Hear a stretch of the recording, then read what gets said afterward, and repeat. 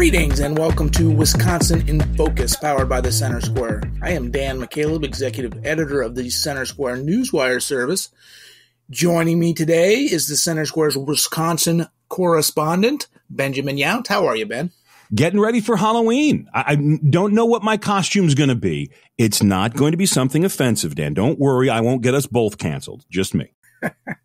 Well, you're running out of time, Ben. We just got a few days left. And, I was looking ahead at the forecast, and we're going to have, in my area, just south of where you are, we're going to have temps in the highs in the mid-30s and lows in the 20s. So dress warm, whatever your costume is going to be. We have a big party. We'll have at least 2 fire pits and and one of those propane heaters that you can sit under. Yeah, we're ready. I feel bad for the little kids because nobody gets to see them as Spider-Man or the Stormtrooper or Snow White. They just get to see kid in coat and young child in extra sweatshirt. And yeah, it's, Yeah, it's always frustrating when you add the pretty good chance of rain, and there, depending on where you live, of course, in Wisconsin, that makes it even more miserable. Anyway, Ben, we are recording this on Thursday, October 26th. You covered a public hearing this week on a few proposed constitutional amendments that could go to before voters perhaps next year. They all deal with elections and how they're carried out in Wisconsin. Both supporters and opponents of the measures spoke their minds at this public hearing. Ben, tell us about these resolutions and the arguments both for and against. You can trace all of these back to 2020. There is the little zhuzh, the sort of, what is it when you're making a cocktail and you sort of twist the lime? That little spritz, that's what I was looking for, of Janet Protasewicz and the new liberal majority Supreme Court. But this goes back to the conversation that we have had in Wisconsin literally since the day after the 2020 election, and that is voter fraud versus the opportunity for voter fraud. And these 3 plans, one would set the voting age in the Wisconsin Constitution at 18 and make it clear that non-citizens don't get to vote. The other would enshrine voter ID into the Wisconsin Constitution. It's been the law. It was passed back in 2011, but we had to fight over it in the courts till 2015. But voter ID has been the law of the state since 2015. It is not in the state constitution. Conservatives, Republicans want to do that. The third would essentially ban Zuckerbucks by constitutional order. And this is the idea that in 2020, the Mark Zuckerberg-backed Center for Tech and Civic Life paid millions upon millions upon millions of dollars. I think about $500 million nationally, $8 to $11 million here in Wisconsin alone to, as supporters would say, get out the vote, as critics would say, buy election offices, particularly up in Green Bay.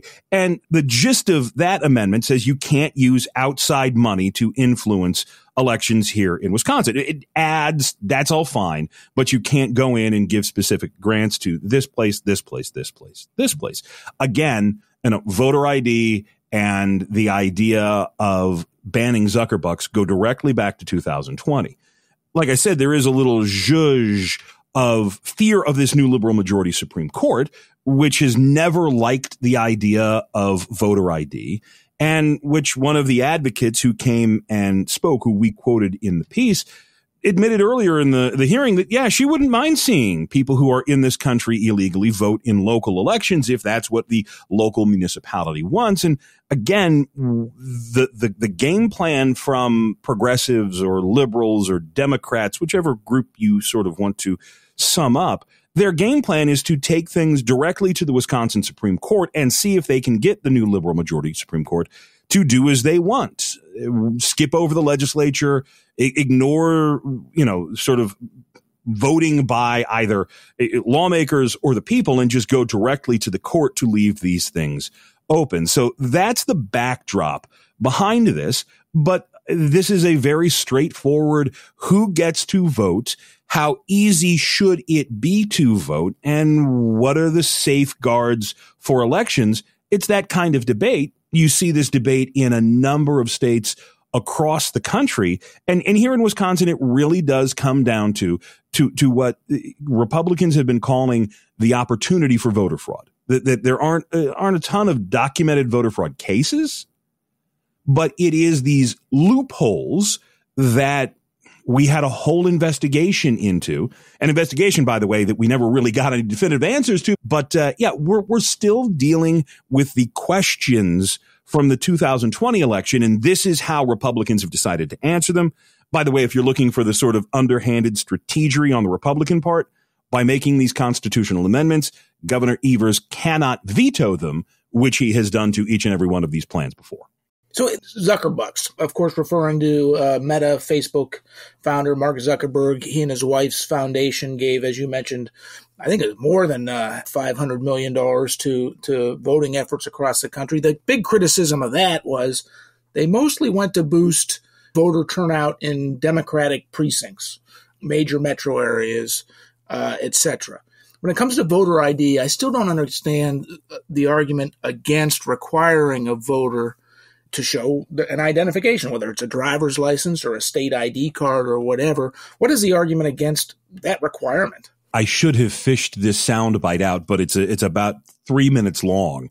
But the woman we quote in the story, Jamie Lynn Crofts with Wisconsin Voices, essentially said it is, 1, too hard to vote in Wisconsin as is. 2, the people who don't have driver's licenses tend to be older folks or disabled folks or African-American folks. And 3, it is unfair to expect that those people would have any sort of identification or could get a free voter ID.